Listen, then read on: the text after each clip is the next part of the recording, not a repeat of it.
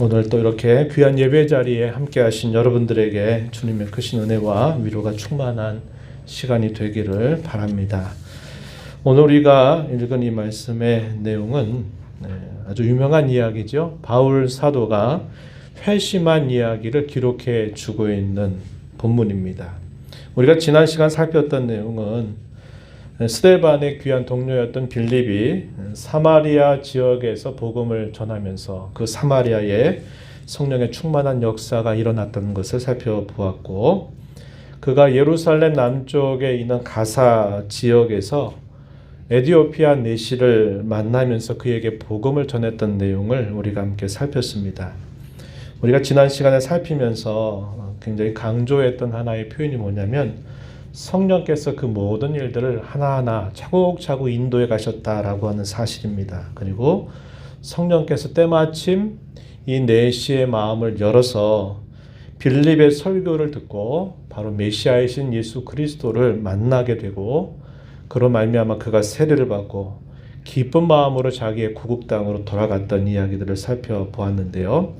성령의 인도와 조명, 그리고 복음을 설교하는 그 내용, 또 그 복음에 대한 반응, 그것이 얼마나 중요한 일인가를 함께 생각을 했습니다. 그리고 그 사실은 오늘 저와 여러분에게 있어서도 대단히 중요한 영적인 이치다라는 사실을 우리가 함께 살폈습니다. 그래서 우리가 말씀을 읽을 때마다, 말씀을 대할 때마다, 설교를 들을 때마다 성령 하나님의 인도를 구하고 성령 하나님의 조명을 끊임없이 구하고, 또 우리의 눈과 마음을 잘 열어서 이 말씀을 잘 받는 이를 위해서 기도해야 될 것과, 또 복음을 전하는 설교자로서는 하나님의 말씀을 그대로 가감없이 잘 전해서 복음을 힘있게 전하는 그런 태도를 가져야 된다, 이런 내용들을 우리가 함께 살펴보았습니다.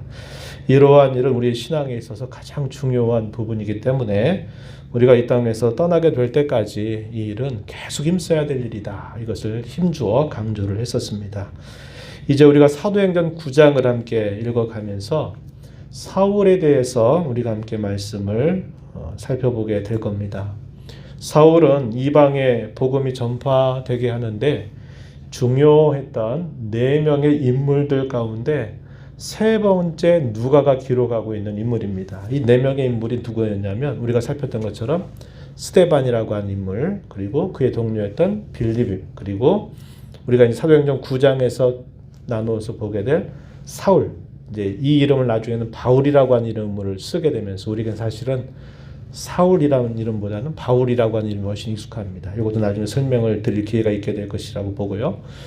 이 사울의 이야기가 끝나고 난 다음에 누가 등장하냐면, 사도행전 10장에 가면은 이방 백부장이었던 고넬료라고 하는 인물이 등장하면서 복음이 이제 예루살렘을 중심으로 선포됐던 것이 사마리아 지역으로, 유대 지역으로, 이방 세계로 복음이 전파되기 시작하는 중요한 계기를 마련하게 됩니다. 그 가운데 우리가 이제 사울에 관한 이야기를 우리가 오늘 살펴보게 됩니다. 이 사울의 회심 이야기는 사도행전에서 무려 3번이나 등장하게 돼요. 누가가 이 바울 사도의 회심에 관해서 기록을 하는 면도 있고, 사울 자신이 스스로 복음을 전하면서 자기의 간증을 이야기할 때 2번을 또 이야기를 하게 됩니다. 그래서 28장으로 되어 있는 이 사도행전에서 무려 이 사울의 회심 이야기가 3차례나 등장을 한다는 겁니다. 이것은 그만큼 이 사람의 회심이 대단히 중요하다라는 것을 보여주고 있다고 하는 것입니다. 그리고 훗날 교회의 역사, 우리가 지나온 약 2000년 가까운 이 시간 동안의 교회 역사를 돌아보아도 가장 유명한 회심 이야기, 이게 바로 사울의 회심 이야기라고 꼽을 만큼 그만큼 중요한, 그리고 그만큼 유명한 이야기다라고 하는 겁니다. 우리가 지난번에 읽었던 에티오피아 내시가 복음을 받고 변화돼서 기쁘게 그의 고국 땅으로 돌아가게 된 일이나, 사울의 또 변화되는 이 이야기는 복음에 의해서 변화되는 놀라운 이야기에 속하는 부분입니다. 오늘 우리가 이 말씀을 살펴보면서 또 우리에게 주시는 교훈을 함께 생각해 보겠습니다. 오늘 우리가 읽은 이 이야기는 아주 잘 우리가 알고 있는 이야기입니다. 그 내용들은 잘 알고 있지만 간단하게 내용을 짚어보고 이 내용 속에서 우리가 몇 가지 좀 중요한 교훈들을 생각하고 적용을 해보도록 하겠습니다. 우리가 읽은 1절과 2절의 말씀에 보면은 이 사울이 스데반이 돌에 맞아 순교를 당하게 된 것을 마땅한 일이다 여겼던 이 사울은 이게 좋은 기회다 생각을 하고는 이제 당당하게 종교 지도자들에게 허락증을 받아서 예수를 믿는 사람들, 예수를 전하는 사람들을 공식적으로 잡아서 감옥에 가두는 일들에 가장 앞장서게 됩니다. 이게 회심 이전, 그가 예수 그리스도를 만나기 이전에 그가 하는 가장 대표적인 모습이라고 볼 수 있겠어요. 1절, 2절 한번 본문으로 가서 보면은 이렇게 말합니다. 사울이 주의 형제들에 대해서 위협과 살기가 등등했다. 그래서 대제사장에게 찾아가지고 공적인 공문을 자기에게 달라고 요구를 합니다. 그러면서 어떻게 하느냐? 다메섹 여러 회당에 가져갈 공문을 청해서 만약에 예수를 믿는다라고 말하는 그 도를 따르는 사람들을 만나면 남녀를 다 따지지 않고 얘들을 다 결박해서 그들을 다 감옥에 가두려고 하는 그런 목적으로 그가 그렇게 했다고 이야기합니다. 이 이야기는 간단하게 기록이 되어 있는 이야기입니다. 그러나 사도가 쓴 다른 여러 서신들에 보게 되면은 그가 얼마나 이 교회를 미워하고 박해하고 그토록 이 교회를 잔멸하기 위해서 얼마나 그가 열심을 가지고 행했는가 하는 것을 우리가 그가 쓴 여러 서신들을 통해서 보면은 확인하게 됩니다. 지난번에도 소개를 해드렸는데요. 갈라디아서 1장 11절 이하부터 17절 내용에 보게 되면 자기의 과거가 어떠했는가를 스스로 이야기합니다. 나는 교회의 박해자였다. 교회의 원수였다. 나는 아주 율법에 있어서는 그 어떤 다른 동료들보다도 더 열심을 했던 인물이다 라고 이야기하면서 그가 하나님의 교회에 얼마나 큰 해악을 끼친 삶을 살았는가 하는 것을 분명하게 이야기를 해줍니다. 그러나 오늘 우리가 읽은 이 본문 속에서는 간략한 이야기만 이렇게 우리가 확인하게 되는 것이죠. 회심 이전에 사울은 자기가 믿는 그 신앙이 옳다고 믿어서 그 신앙에 대해서 잘못 가르치는 예수를 따르는 복음이라고 하는 것을 그는 결코 받아들일 수가 없었고 그것이 완전히 뿌리째 뽑혀버려야 된다라고 하는 생각을 가지고 아주 적극 나서서 박해하는 일을 했던 인물임을 우리가 알고 있다는 것입니다. 3절에서부터 9절까지의 내용에 가게 되면 그렇게 살기 등등하게 협박과 공갈 그리고 예수 믿는 사람들을 잡아서 감옥에 가두려고 하는 마음으로 다메섹이라고 하는 곳으로 가고 있던 중에 벌어진 사건이 기록이 됩니다. 소위 회심 사건입니다. 이 내용이 기록이 되고 있어요. 어떤 일이 벌어졌느냐? 그가 다메섹으로 가고 있는 도중에 갑자기 하늘로부터 너무나도 강렬한 빛이 그에게 비치게 되는 것을 경험했습니다. 그러한 그러한 경험 앞에서 그가 고백하는 말은 도대체 누가 이러한 일을 하는가에 대한 궁금증이었죠. 4절에 보게 되면은 그 빛이 너무나 강렬해서 그는 땅에 엎드러져서 소리가 들리기 시작하는데 그 소리가 뭐냐? 4절에 보면은 사울아 사울아 네가 어찌하여 나를 박해하느냐라고 하는 소리를 듣게 됐는데 그 소리는 그와 함께 있었던 다른 사람에게 들리는 것이 아니라 그에게만 들리는 겁니다. 그리고 그가 그것으로 인해서 눈을 멀게 돼요. 그리고 그러한 광경 속에서 그가 뭐라고 대답을 하냐면은 주님, 당신이 누구이십니까? 라고 이렇게 묻습니다. 여기 주님이라고 하는 이 표현은 당신에 대한 높임말이 아니라 여기 주님, 그가 한 번도 경험하지 못한 아주 특별한 일을 그가 경험하게 되면서 두려움에 휩싸였고 그 두려움 가운데서 그가 주님이라고 말하는 겁니다. 당신에 대한 표현이 아니라 Lord, 주님 이렇게 표현하는 겁니다. 당신은 과연 누구이십니까? 주님 당신은 과연 누구십니까? 라고 이렇게 묻게 된 것입니다. 그러자 대답을 듣기를 나는 네가 박해하는 예수다 이렇게 말씀을 하십니다. 부활하신 주님, 하늘로 승천하신 주께서 이 바울에게 사울에게 나타나서 그에게 친히 내가 그 예수다. 네가 그토록 원수라고 생각하고 네가 그토록 미워하는 네가 그토록 박해를 하고 있는 나 예수다. 이렇게 친히 말씀을 하시게 됩니다. 그렇게 되면서 그 사람은 눈이 멀게 되어서 이제는 한 걸음도 자기 스스로 걸을 수 없는 처지에 놓이게 됩니다. 다른 사람이 그를 손을 이끌고 그를 데려가야만 걸음을 뗄 수 있는 처지로 바뀌어버리게 된 겁니다. 살기 등등하게 예수 믿는 사람들을 다 잡아서 감옥에 가두겠다고 말했던 그 열정과 그 강함은 한순간에 다 무너져 내려 버리게 된 겁니다. 그래서는 다른 한 사람이 그의 손을 이끌어 주지 않으면 앞을 향해서 한 걸음도 걸어갈 수 없는 그로 바꿔버리게 되었다는 거예요. 사람들을 잡아서 죽이러 가는 그 자리에서 그는 사람의 생명을 살리는 부활의 주님을 만나게 된 것입니다. 이것이 사울을 처음 부르신 사건입니다. 그런데 이 부르심의 사건은 어떤 부름도 같이 포함이 되냐면요. 단순히 그를 구원하시려고 하는 그런 부름으로 끝난 게 아니라 그 부름에는 네가 앞으로 너는 이렇게 해야 된다라고 말씀하시는 사명까지 부여하셔서 그를 부르신 일입니다. 그래서 이 사울의 회심이 특별한 것은 하나님이 그를 부르실 때 대개의 경우는 어떻게 부릅니까?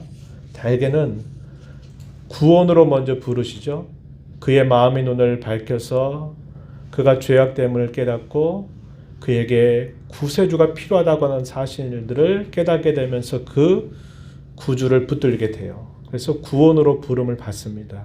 그리고 난 다음에 뒤늦게 대개의 경우 직분회로 부름을 받는다든지 또 은사회로 부름을 받는다든지 교회의 성도들을 섬기는 사역회로 부름을 받는 일들은 사실 그 뒤에 따라오는 소명이죠. 그래서 우리가 구원으로 부름받는 것도 소명이라고 말하고 직분을 받거나 어떤 섬기는 일들을 위해서 내가 무엇을 할 것인가, 무엇을 위해서 살아야 될 것인가 라고 말할 때 그것도 소명이라고 우리가 부릅니다.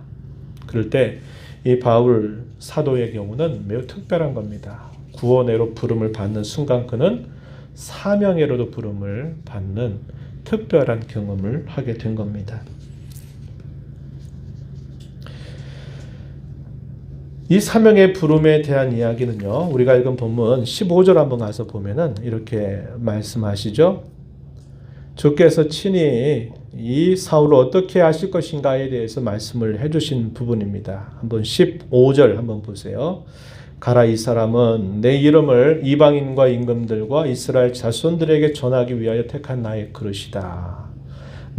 그가 내 이름을 위하여 얼마나 고난을 받아야 할 것을 내가 그에게 보일 것이다. 이렇게 말씀을 하시면서 이 사울은 부름과 동시에 그가 무엇을 해야 될 자인가가 분명하게 이미 정해진 그런 부름을 받게 된 겁니다. 우리가 지난주에 중요한 성경 본문으로 강조했던 부분이 있었죠. 고린도 후서 4장 3절 이하에 있는 이 표현들을 제가 마지막 부분에 설명하면서 좀 중요한 말씀이다 이렇게 소개를 해드렸는데 그 말씀을 다시 한번 여러분들에게 좀 되짚어 드리면은 이렇게 말해요.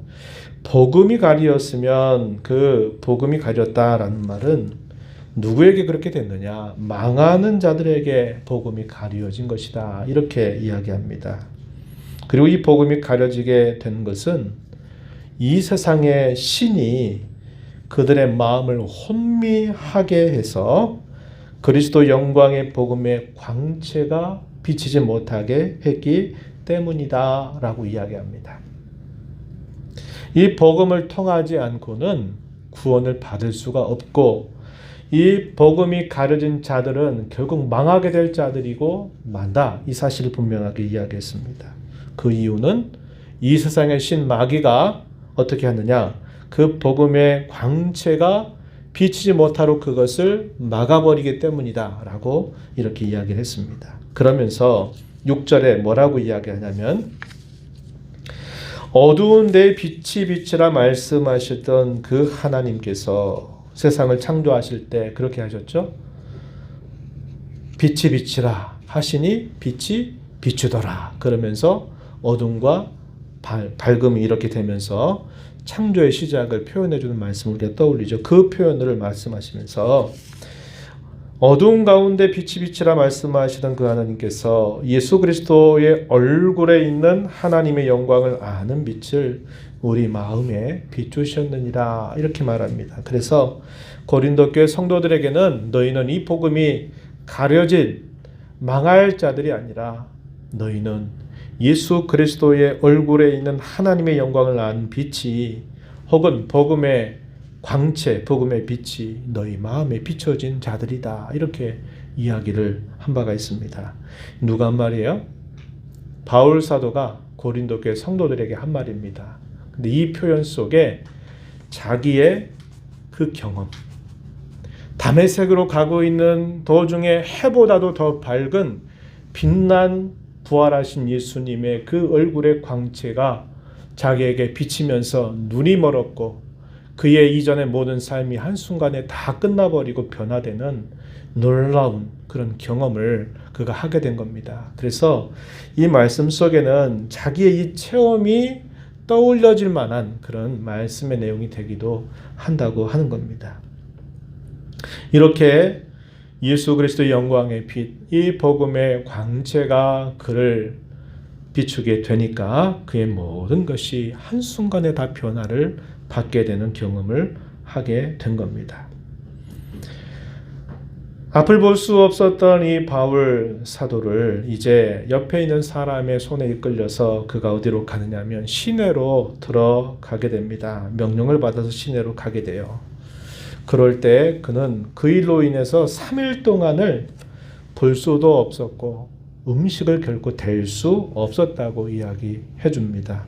9절 말씀에 보면은 사흘 동안 보지 못하고 먹지도 마시지도 아니했다. 소위 식음을 전폐하게 되었다고 이야기합니다. 이것은 강력한 하나님의 인도이기도 하면서 또 한편으로는 그런 3일 동안의 시간은 그가 자기의 지나온 삶을 깊이 되돌아보고 또 회개하고 하는 그런 시간들이 돼서 어떤 것도 마실 수도 없고 먹을 수도 없고 하는 그러한 아주 특별한 상황에 처하게 된 것을 우리에게 잘 보여줘요. 그때 하나님께서는 아나니아라고 하는 말씀의 종을 하나님이 준비시켜서 이 아나니아에게 환상 가운데 나타나서 그에게 말씀을 하시면서 내가 이 다소 사람 사울이라고 하는 사람을 찾아가라 이렇게 하나님께서 말씀을 해주십니다. 그리고 그에게 이런저런 말씀을 함께 하시는데 이 아나니아의 경우도 이 사울이라고 하는 사람의 그 명성, 악명 높은 그 명성에 대해서는 이미 잘 알고 있었던 것을 이야기하죠. 그 사람은 우리에게 있어서 대단히 해로운 사람이 아닙니까? 라고 이렇게 하나님께 여쭈는 말씀이 있습니다. 13절 말씀에 보면은 이렇게 말하죠. 주여 이 사람에 대하여 내가 여러 사람에게 듣사온즉 그가 예루살렘에서 주의 성도에게 적지 않은 해를 끼쳤다 했습니다. 이 사람은 주님의 교회에 참으로 대적자가 아닙니까? 원수가 아닙니까? 주님을 그토록 미워하는 자가 아닙니까? 주님을 따르는 사람들의 박해자가 아닙니까? 이렇게 묻는 겁니다. 그랬더니 주님께서 뭐라고 말씀하십니까?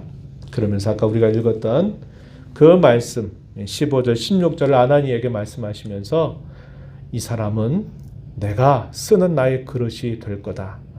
임금들 앞에, 이방인들 앞에, 이스라엘 자손들에게 내가 택한 나의 그릇이 돼서 그가 나를 위해서 수없이 많은 고난을 감내하는 자가 될 것이다. 이런 말씀을 이 아나니아에게 들려주시게 됩니다. 그래서 이 아나니아는 부활하신 주님의 말씀을 듣고서 이 사울을 찾아갑니다. 그리고 찾아가서 그에게 안수를 하고 주님의 말씀을 그대로 그에게 전해주게 됩니다. 그 순간 어떤 일이 생겼냐면 18절에 보니까 눈에서 비늘 같은 것이 벗어져 다시 보게 되었다라고 이야기합니다.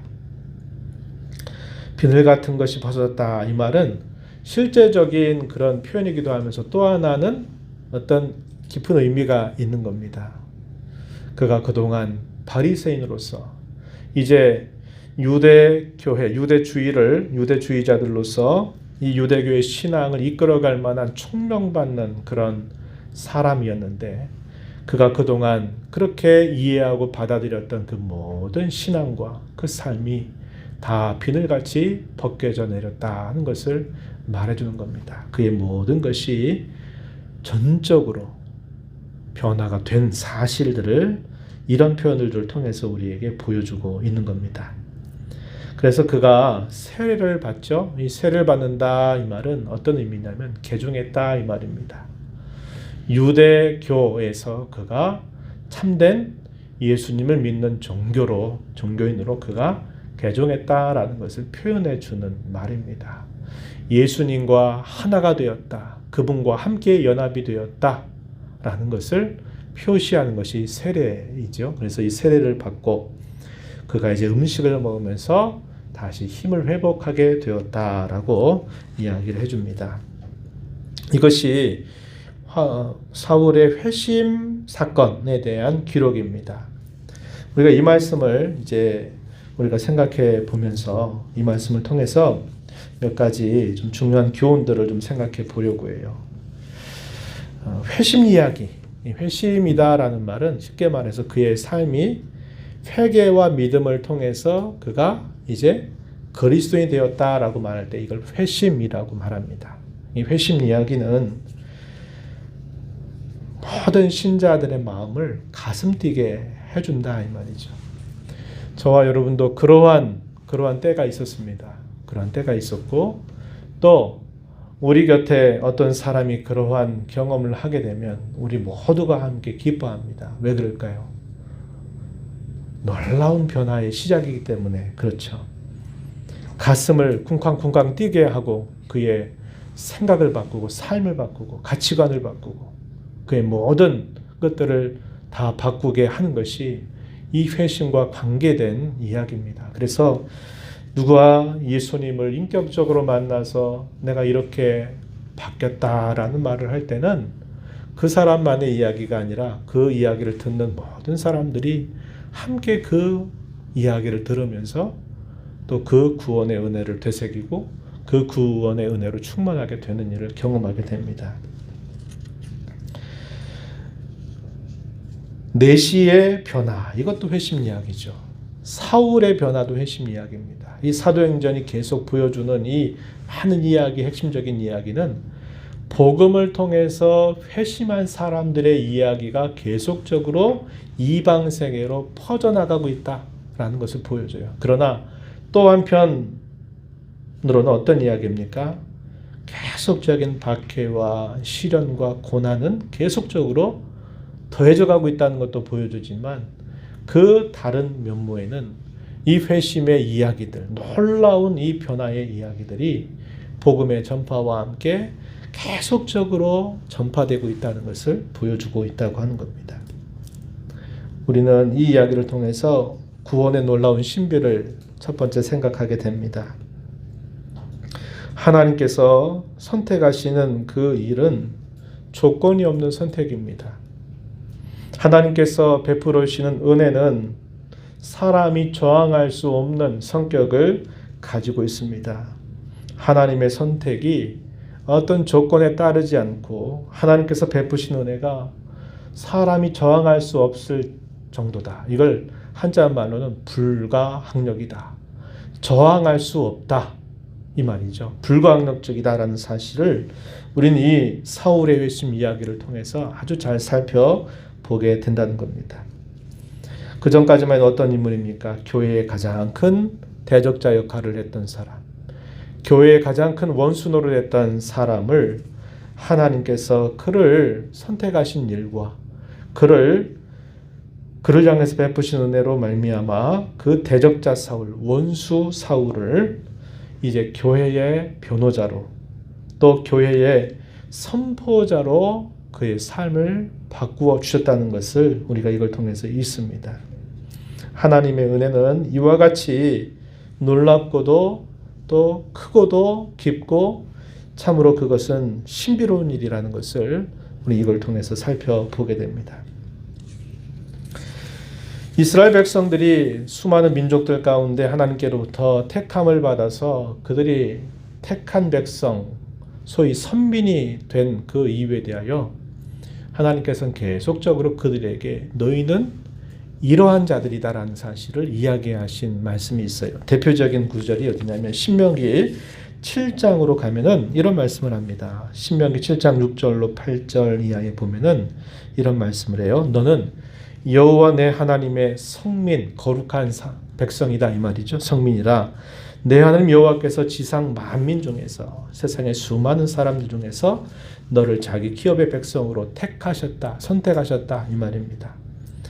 여호와께서 너희를 기뻐하시고 너희를 택하심은 너희가 다른 민족보다 수요가 많기 때문이 아니다. 너희는 오히려 모든 민족 중에 가장 적다 이렇게 말씀하세요.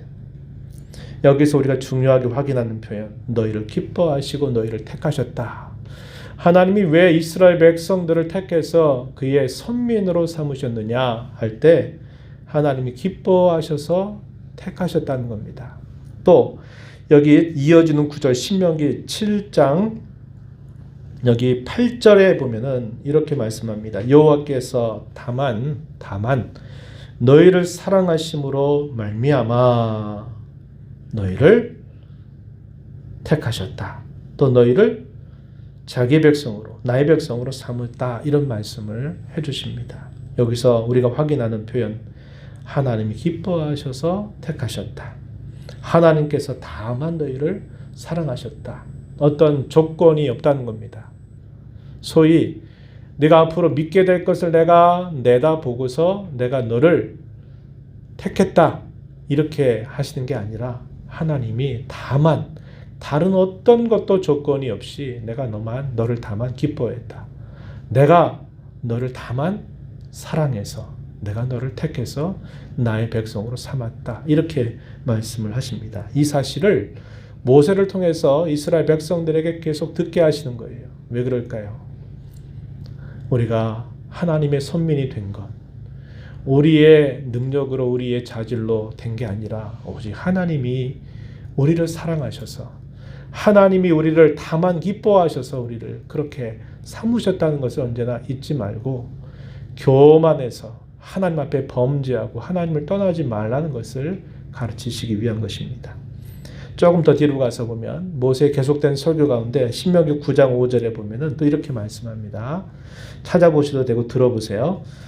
내가 가서 그 땅을 차지하면 약속의 땅을 차지함은 내 공의로 말미암음도 아니며 내 마음이 정직함으로 말미암음도 아니요 이 민족들이 악함으로 말미암아 내 하나님 여호와께서 그들을 내 앞에서 쫓아내십니다. 이렇게 이야기를 하십니다. 여기 중요한 표현 내 의로움, 이 공이란 말 번역이 잘못된 번역이에요. 내 의로움으로 말미암은 것도 아니고 네 마음이 정직함으로 네가 다른 사람들보다 더 도덕적이고 윤리적으로 또 인격이 잘 수양이 돼서 네가 그런 다른 사람보다 특별한 존재이기 때문에 내가 너를 그 땅을 들어가도록 하게 한 것이 아님을 기억해라. 이렇게 이야기를 합니다. 이것은 하나님의 은혜로 말미암아 그의 택하심의 은혜로 말미암아 값없이 베풀어 주신 일임을 말해주는 거죠.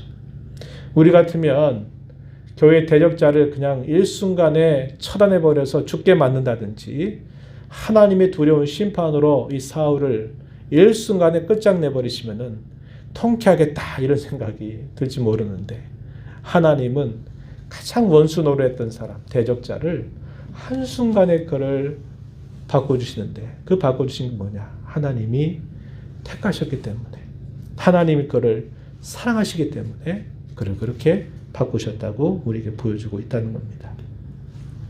로마서 9장에 가면은 또 이런 말씀이 있어요.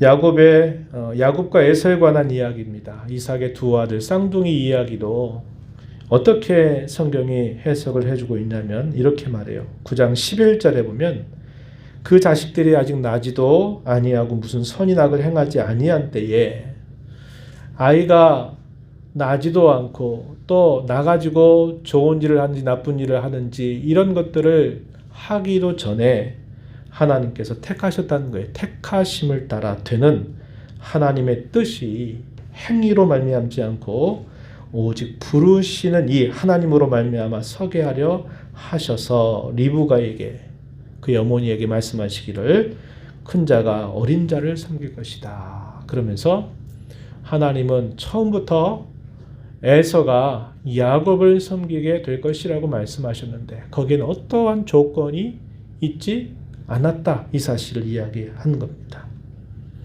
또 몇 절 뒤로 가면 9장 15절 이하에 가면은 모세에게 하나님께서 이런 말씀을 하시는 거예요.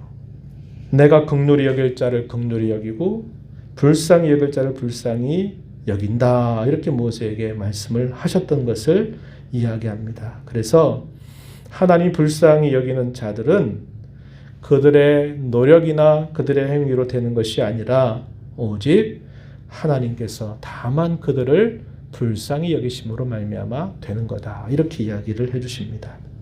그런즉 원하는 자로 말미암음도 아니요 다른 박질하는 자로 말미암음도 아니요 오직 긍휼히 여기시는 하나님으로 말미암음이니라, 이렇게 말합니다. 여기 원한다 이 말은 내가 그토록 받기 위해서 애를 쓰고 노력했다, 그런 걸 말하죠. 다른 박질한다고 하는 것도 뭡니까? 자기를 절제하고 무엇인가를 얻어내기 위해서 많은 노력을 했다는 것을 비유적으로 표현한 말이 다른 박질하는 거예요. 근데 원하는 자로 말미암은 것도 아니고 다른 박질하는 것도 말미암음도 아니고 오직 하나님께서 긍휼히 여기심으로 말미암아 서게 하려 하셨다, 이렇게 표현을 해줍니다. 이러한 구절들을 우리에게 일깨워주는 건 뭡니까? 하나님께서 자기 백성에게 베푸신 이 구원이 그토록 신비로운 일이고 그것은 전적으로 우리 사람의 행위에 달려있는 것이 아니라 그분의 택하심에 달려있고 그분의 전적인 은혜와 사랑에 달려있는 일임을 우리는 보게 된다고 하는 겁니다. 그러한 놀라운 변화는 사울에게만 특별한 것이 아니었습니다. 오늘 이 자리에 있는 저와 여러분에게도 마찬가지임을 우리는 꼭 기억해야 합니다. 방법이 다를 뿐이에요. 방법이 다를 뿐입니다. 사울은 다메섹으로 가는 길에서 그렇게 해보다도 밝은 부활하신 주님의 얼굴의 광채로 그를 그렇게 확 변화시켜 주신 일이고, 저와 여러분은 우리가 살아온 각자의 삶의 한 자리에서 어떤 상황 속에서 주님이 우리를 그렇게 부르시고 그렇게 우리를 택하셨고 우리를 그렇게 은혜로 우리를 구원하여 주셨다고 하는 것은 다르지 않다고 하는 거예요. 우린 이런 하나님의 일하심을 보면서 하나님의 은혜가 얼마나 크고 부유한가를 늘 감사하는 자가 되어야 합니다. 그리고 이 은혜는 복음이라고 하는 이 말씀 속에 선명하게 드러나고 있는 사실임을 우리는 기억해야 합니다. 그래서 이 복음의 증언자로 우리는 살아가야 하겠다는 겁니다. 그리고 또 한편 아직 믿지 않는 우리의 사랑하는 가족들이나 우리의 자녀손들이나 우리의 이웃들에 대해서도 또 교회를 향해서 우리를 그토록 괴롭히고 박해하고 힘들게 하는 사람이 있을지라도 하나님이 하시면 그 사람은 또 어느 순간 변화될지 모른다는 것을 우리는 항상 열어두어야만 돼요. 그럼 우리는 그때까지 뭐 해야 될까요? 인내하면서 기도하는 일을 쉬지 말아야 합니다. 하늘에서 불이 내려서 저 사람을 처단해버리면 좋겠다. 이런 식의 소위 시편에 보면 보복을 위한 기도도 있어요. 그러나 그 보복은 사람에 대한 보복이 아니라 원수에 대한 보복이에요. 원수. 죄에 대한 보복이고 죄에 대한 심판을 강조하는 거지. 나를 미워하는 사람, 나를 괴롭히는 사람을 두고 저 사람 하나님이 심판해가지고 끝장내버려 이렇게 기도하면 안 되겠죠. 그죠? 우리는 아직도 하나님의 이 은혜가 큰 줄 모르고 복음이 아직 저 사람에게 가려져 있기 때문에 저 사람이 이 사실을 모르고 있구나. 이 사실을 안타까워하면서 기도하는 일을 해야 돼요. 세상의 종교로는 판단이 안 됩니다. 왜? 저렇게 산 사람을 왜 하나님이 저렇게 해버리시는지 이해가 안 되죠. 예수님 곁에 십자가에 매달려 있을 때 양편의 강도 가운데 한 사람은 주님, 나를 좀 기억해 주십시오 라고 하는 이 말을 듣고 주님 뭐라고 말씀하세요? 오늘 네가 나와 함께 어디에 있으리라? 낙원에 있으리라. 이렇게 말씀을 하세요. 그러면 우리가 생각할 때는 얼마나 억울해 보입니까? 평생토록 저렇게 나쁜 짓 하다가 십자가 그 참혹한 혐오스러울 만한 형벌받아 죽는 사람에게 무슨 구원의 은혜를 베풀어 주세요. 말이 안 되죠. 그런데 주님은 그 사람을 향해서도 네가 오늘 나와 함께 낙원에 있게 될 것이다. 이렇게 말씀을 하시는 거예요. 우리는 이런 사실들 앞에 구원의 이 놀라운 은혜, 구원의 놀라운 신비 이것을 기억하면서 하나님을 찬양하는 일과 아직 믿지 않은 사람들에 대해서 우리가 정죄하고 또 그들을 심판하기를 우리가 원하는 삶이 아니라 그들도 빨리 이 복음의 이 광채에 눈을 뜨고 그도 구원에 이르게 하도록 기도하는 일을 쉬지 말아야겠다 하는 것입니다. 두 번째는 이거예요. 주께서 세우신 주님의 교회와 주의 사랑하심을 베푸시는 성도는 참으로 견고하다는 것을 우리는 이 말씀을 통해서 교훈받습니다. 저와 여러분이 이 사도행전을 통해서 살펴오는 것처럼 교회는 박해와 시련 속에서 더 단단해졌습니다. 상식적으로는 박해를 하고 또 흔들어 대고 또 문제를 일으키고 하게 되면 교회가 무너질 줄 알았고 또 성도들이 다 와해돼서 이제 다 사라질 줄 알았어요. 그런데 이 사도행전이 보여주는 역사는 그런 박해와 시련이 오히려 약이 돼서 더 성도와 교회가 더 단단해지는 모습을 보여줬다고 하는 겁니다. 이것은 교회가 그리고 성도가 본래부터 그렇게 견고하다는 것을 분명하게 보여주는 사실입니다. 왜 교회가 견고하고 성도가 견고할까요? 그것은 교회의 머리가 되시는 주님이 굳게 붙들고 계시기 때문입니다. 예수님은 가이사랴 빌립보 지방에 있을 때 베드로의 신앙 고백을 들으시면서 이런 약속을 하신 바 있어요. 마태복음 16장 18절 19절에 보면은 이렇게 말씀하시죠. 너는 베드로라 반석이다 이 말입니다. 반석 그 뜻을 뜻한 말이에요. 내가 이 반석 위에 나의 교회, 내 교회를 세울 것이다. 음부의 권세가 이기지 못할 것이다. 내가 천국 열쇠를 너에게 줄 것이다. 내가 땅에서 무엇이든지 매면 하늘에서도 매일 것이고 내가 땅에서 무엇이든지 풀면 하늘에서도 풀릴 것이다 라고 말씀을 하십니다. 내가 너의 신앙 고백 그 믿음 위에 내 교회를 세울 거다 이렇게 말씀을 하세요. 근데 그 교회는 음부의 권세가 이기지 못하는 교회가 될 것이다. 내가 너에게 천국의 열쇠를 주어서 천국의 문을 열기도 하고 닫기도 할 그 권세를 내가 너희에게 준다. 이렇게 말씀해요. 그만큼 교회는 주께서 붙들고 계시기 때문에 견고하다는 거예요. 그 말은 오늘 저와 여러분에게도 그러한 견고함을 약속하고 있다는 겁니다. 문제는 뭐냐? 내가 그렇게 견고하게 서 있다는 것을 내가 모르고 내가 견고함을 주시는 주님께 피하지 않고 내가 엉뚱한 데 피하는 일 때문에 내가 그 견고함을 경험하지 못하는 거예요. 그걸 우리가 알게 되는 거죠. 또 이렇게 말씀하셨어요. 소아시아 7교회 가운데 에베소 교회에 나타나신 주님의 모습을 묘사할 때 계시록 2장 1절에 보면 이렇게 말합니다. 오른손에 있는 7별을 붙잡고 7금 촛대 사이를 거니시는 이렇게 주님을 묘사합니다.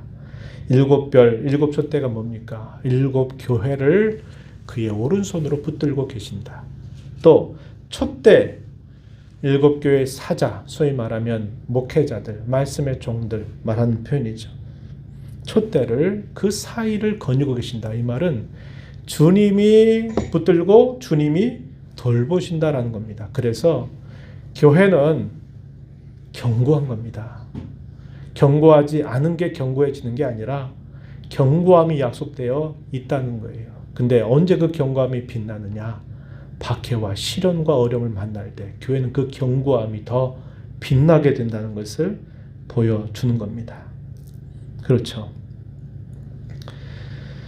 히브리서 12장에 가면 또 그런 말씀이 있어요. 26절 이하에 보면은 세상이 교회를 진동하고 주께서 세우신 나를 흔드는 것처럼 보이나 오히려 그렇지 않다고 이야기합니다. 오히려 하나님께서 자기 백성들에게 주신 그 나라는 흔들리지 않는 나라, 진동하지 않는 나라, 세상의 풍파와 세파에 의해서 흔들리는 그런 나라가 아니라 흔들리지 않는 나라를 주셨다고 이야기합니다. 오히려 이 교회가, 이 하나님의 나라가 이 세상을 흔들실 거다고 분명히 이야기해 줍니다. 그래서 히브리서 12장 28절 제가 가끔 예배 시작할 때 인용하는 말씀인데 이렇게 말하죠. 그러므로 우리가 흔들리지 않는 나라를 받았은즉 은혜를 받자. 은혜를 받자 이 말은 감사를 드리자 이 말입니다. 이로 말미암아 경건함과 두려움으로 하나님 기쁘시게 섬기자 이렇게 사도는 권면을 해주고 있다는 겁니다. 저와 여러분이 견고해져야 돼요. 왜? 우리는 견고함을 약속받은 사람들이거든요. 그럼 우리의 견고함이 어디로부터 오느냐? 우리의 견고함은 우리의 주님으로부터 우리에게 주어지는 겁니다. 그래서 성도는 어려운 일 만나면 그 어려움 때문에 세상으로 피할 자들이 아니라 우리를 견고케 하시는 주님께 붙들리면 돼요. 그분에게 나를 포개면 된다 이 말입니다. 그러면 우리의 견고함은 그 어느 누구도 꺾을 수 없도록 주께서 우리를 붙들어 주신다고 약속을 해주고 있다고 하는 겁니다. 이러한 말씀을 특별히 이 코로나의 현실을 우리가 살고 있는 중에 이런 말씀들을 기억하면서 하나님 이 어려움이 내게 그 어려움 때문에 이것으로 인해서 연약해지지 않도록 주님이 붙들어 주시고 이 어려움과 난관과 시련과 공경 속에서 주께서 약속하신 견고함을 잘 드러내며 살아가도록 주님 붙들어 주십시오. 은혜를 주십시오. 우리가 세상의 다른 어떤 것으로 피하는 자들이 아니라 우리의 주님께 나를 포개면서 더 살아가면서 더 당당하게 이 세상 가운데서 견고함을 드러내며 살아가는 우리 자신과 또 이 땅의 교회가 되기 위해서 간절하게 기도하며 나아가는 여러분 우리 모두가 되기를 진심으로 바랍니다.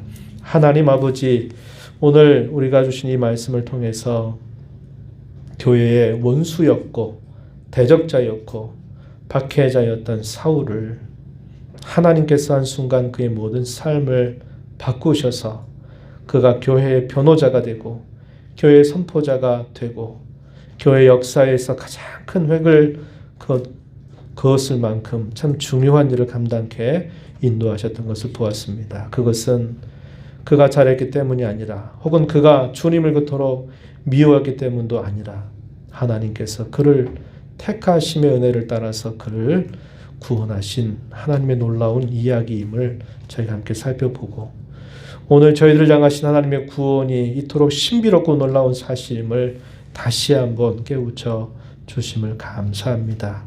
구원의 은혜에 대한 감사를 잃지 않게 하시고 아직 믿지 않는 우리의 가족이나 형제와 우리 이웃에 대하여서도 언제나 인내하며 그들을 위해 기도하는 일 쉬지 않는 저희가 되게 하여 주옵시고 공경과 시련과 어려움으로 인하여 저희에게 또 연약함이 또 나타나서 하나님 영광 가져온 자 되지 않게 하시고 더 견고함을 잘 드러내는 복된 성도들로 교회로 저희들이 서가도록 도와주옵소서. 예수님 이름으로 기도하옵나이다. 아멘.